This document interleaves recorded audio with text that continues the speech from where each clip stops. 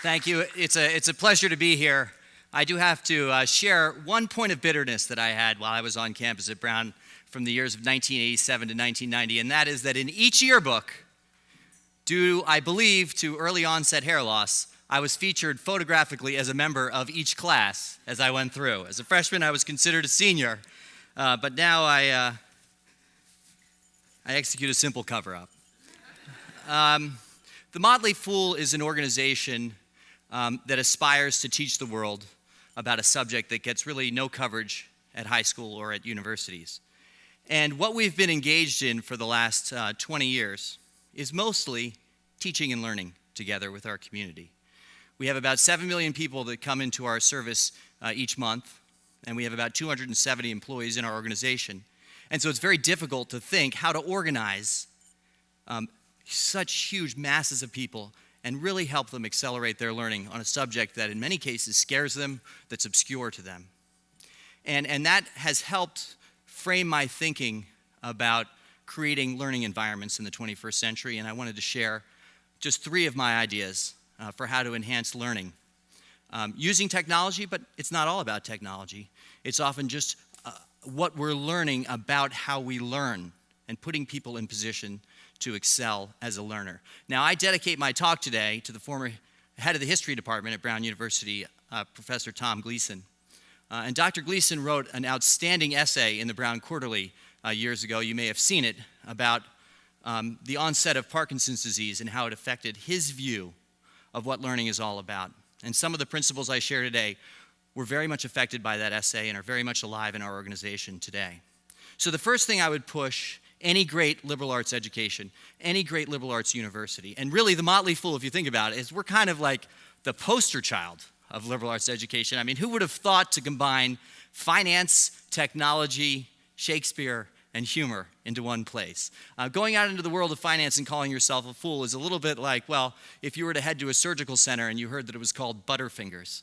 How great would you feel about that? But one thing I learned at Brown is the importance of thinking differently. And in certain situations, truly approaching things from a countercultural perspective. And to call yourself a fool in the world of finance feels very, very good to me because it's not an industry that I particularly admire. So as I look out across how we're trying to teach everyone, the first principle that I would advance to a great university is the idea of what is known as mass customization, how to meet a huge number of people and yet still see the individual. We had as a speaker at the Motley Fool a few years ago a man named Tom Peters, a wonderful writer on business theory and management. And Tom shared his philosophy that once an organization gets to more than 250 people, it becomes incredibly difficult to see the individual. And that was right at a time when we were just hiring our 250th person. And so we began to talk about it. How are we going to make sure this doesn't happen to us? And when I look at the average liberal arts university, it has many more than 250 people involved in it. And to be a great organization, it needs to learn to truly see the individual. And that takes a deliberate effort. It doesn't simply happen. And so what I would advance, that we've been working on at the Motley Fool, is to truly create a profile of everyone who's in that organization. And to make that profile as public as the person chooses to have it, but have that individual very involved in creating that profile. So if I were a university like my beloved alma mater, Brown, I would be talking to a freshman as they came in and trying to identify with them out of the gate just a few of their ideas. We'll be refining this over the next 4 years or 6 or 7 or 8 years, depending on how long the student will be with us, but we'll be refining that view of what their strengths are, what their weaknesses are, what areas of themselves they want to improve, what areas look like they can't be improved. We all have weaknesses that are permanent flaws. And that's just the learning that and getting ourselves on that journey of self-discovery will enhance every experience that we have in the learning process. And I think that when a professor or when I am giving a talk, I would like to know something about every student in that classroom so that I can put them in position to succeed. There was a Gallup study completed last year on happiness and engagement in the workplace. And to me, these numbers, I think, should be surprising, disappointing, even depressing to you. And I think that it actually begins early on in trying to help an individual find their purpose. So here are the numbers. 72% of people surveyed, there's more than 5 million workers around the world surveyed, 72% claim that they are either disengaged or actively disengaged from their work. 72%. And more than half of your waking hours in your life will be spent at work. 72% are disengaged or actively just downright unhappy about their workplace. And here's a pretty concerning additional statistic. The group that is at the highest level of disengagement, at the highest level, are those with degrees in higher education. Why is that? Because we're developing so much talent at a great university like this, and we need to help that individual see their purpose more clearly and navigate their way through organizations. And the problem is that most organizations don't really work to see that individual. And I think we need to demonstrate that right at the beginning of the freshman year and through their 4 years at Brown University and beyond, and on every college campus. So to me, mass customization, the technology allows for it. It's easy to build a profile. Who's building profiles out there? Well, let's take Google and Facebook. They're building a lot of profiles about us. The former CEO of Google, Eric Schmidt, said he believes that to a pretty high degree of accuracy, he can predict where you are and what you're thinking at any point in time. Now that's pretty damn disturbing to me. Right now I'm thinking about bridge-building zombies floating down the Nile. I'd like to see him predict that. But those profiles are being built to advertise at us, and we can debate the merits of that. But those profiles should exist in a learning atmosphere so that we can get to know each other. That's my first recommendation.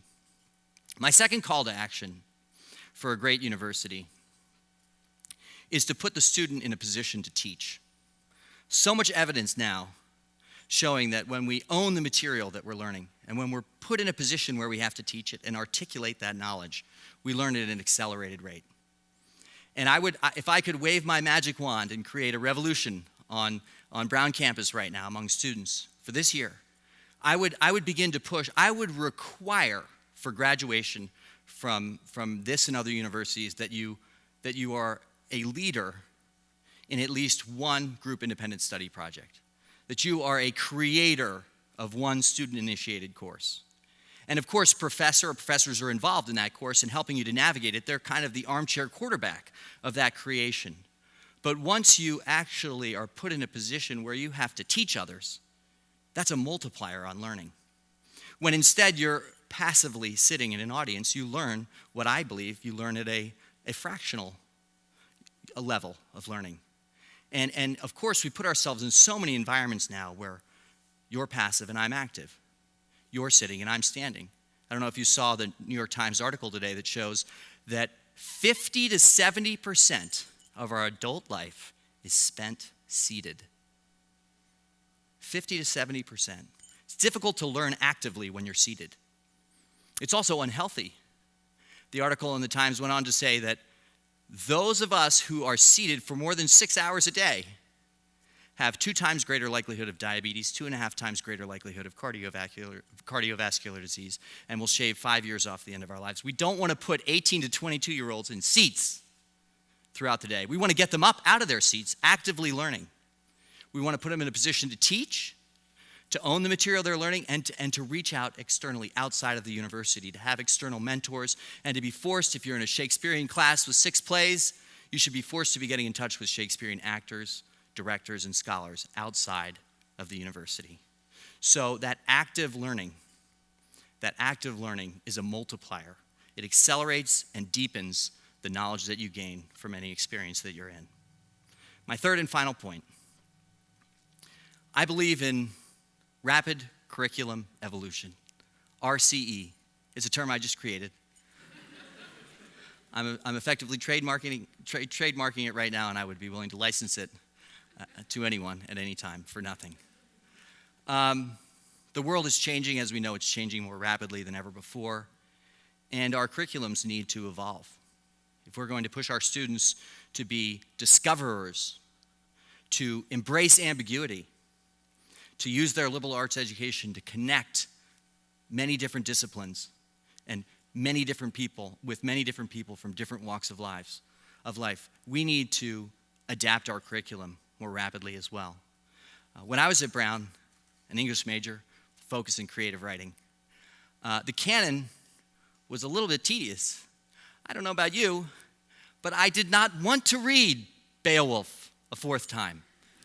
And Grendel was a pile-on.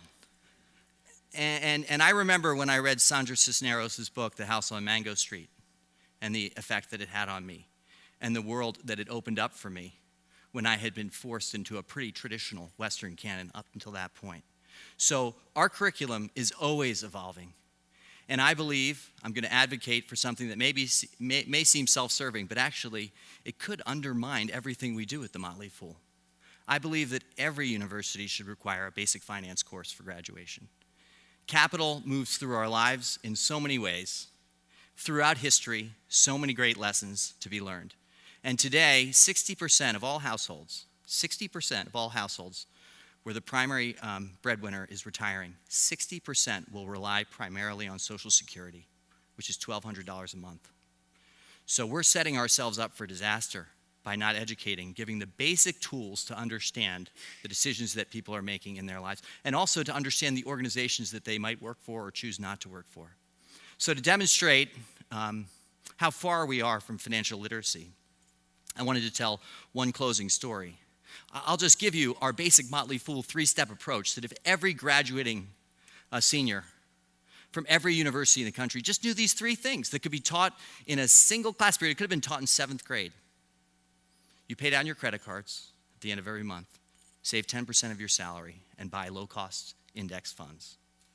Just add to them over time. Don't worry about where the market is from one day or week or month to the next. There's a whole industry that's built up around making you think that if you don't cover your finances every single day, you're going to fall behind.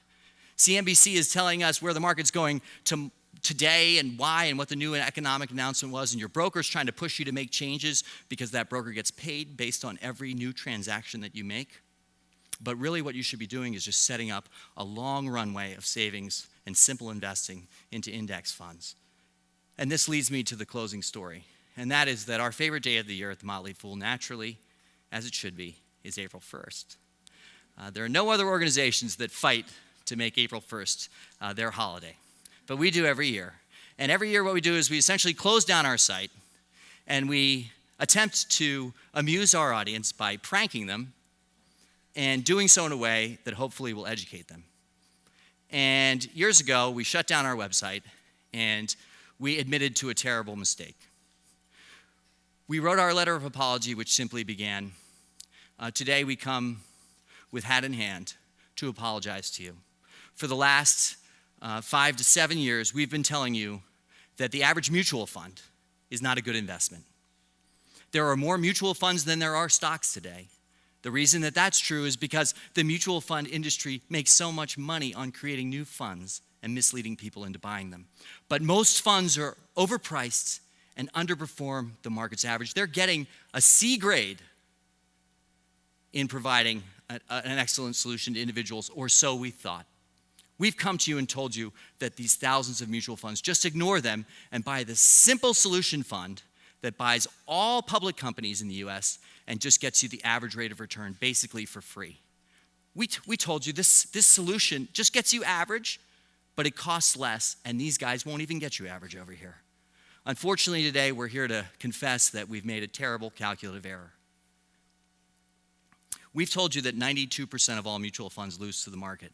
It turns out that we typed all the data into our spreadsheet years ago and hit print to get the graphical representation.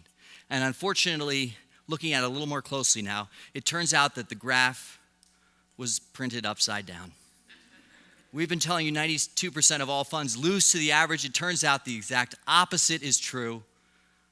We hope that our mistake in no way affected your investment decisions or returns. There were the two graphs, the corrected graph, which looked entirely normal, and then the incorrect graph, which was just the prior graph, flipped on its head with all the lettering on the axes upside down. We didn't think anyone would fall for our joke. At the end of that letter, we just had a single link that said, email us, tell us what you think, empathize with us.